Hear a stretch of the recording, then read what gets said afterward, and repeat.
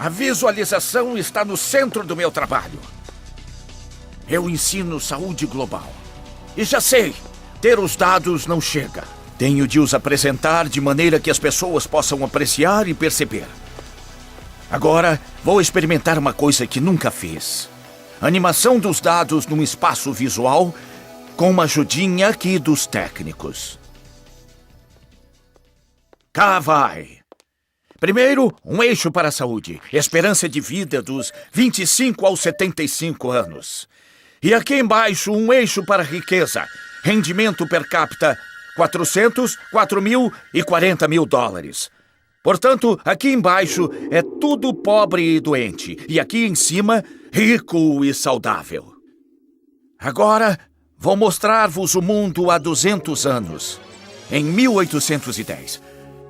Olhem para os países todos. A Europa castanho, a Ásia vermelho, o Médio Oriente a verde, a África subsaariana azul e as Américas em amarelo. O tamanho das bolhas dos países equivale ao tamanho da população. Em 1810, estava muito atulhado ali embaixo, não era? Todos os países eram pobres e doentes. A esperança de vida era inferior a 40 anos por toda parte. E as coisas eram um pouco melhores só no Reino Unido e nos Países Baixos, mas não muito melhores. Agora, dou o sinal de partida. A Revolução Industrial faz com que os países na Europa e noutras regiões se afastem do resto.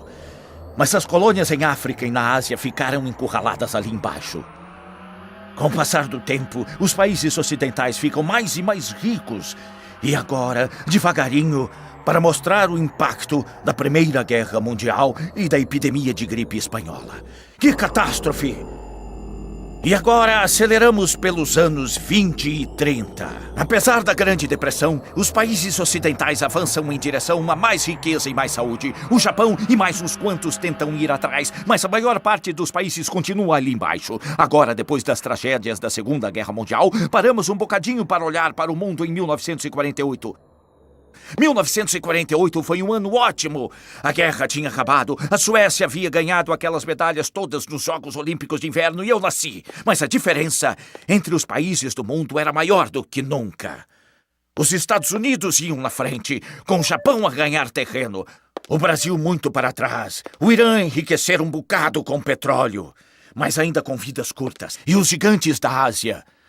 A China, a Índia, o Paquistão e o Bangladesh, a Indonésia continuavam todos pobres e doentes aqui embaixo. Mas vejam o que está prestes a acontecer. Cá vamos nós outra vez. No meu tempo de vida, antigas colônias tornaram-se independentes e começaram finalmente a tornar-se mais saudáveis e mais saudáveis e mais saudáveis. E nos anos 70, alguns países na Ásia e na América Latina começaram a apanhar os países ocidentais.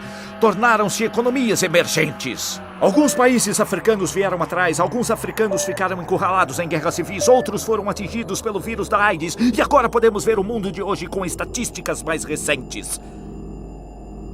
A maior parte das pessoas hoje ainda vive aqui no meio, mas há ao mesmo tempo imensas diferenças entre os países em melhores situações e os países nas piores. E há também imensas desigualdades dentro de cada país. Estas bolhas mostram a média nos países, mas podemos dividi-las em bocados. Peguem a China, posso dividi-la em províncias.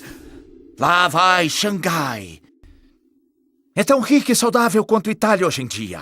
E cá está Gansu, a província pobre do interior. É como o Paquistão.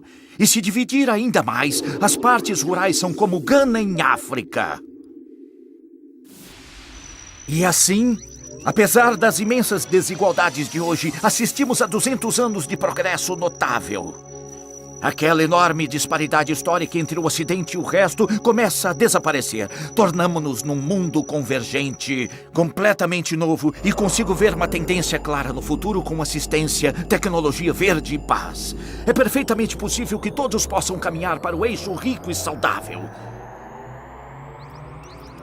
Bem, aquilo que viram nos últimos minutos é a história de 200 países mostrada ao longo de mais de 200 anos. Implicou fazer um gráfico de 120 mil números. Excelente, não acham?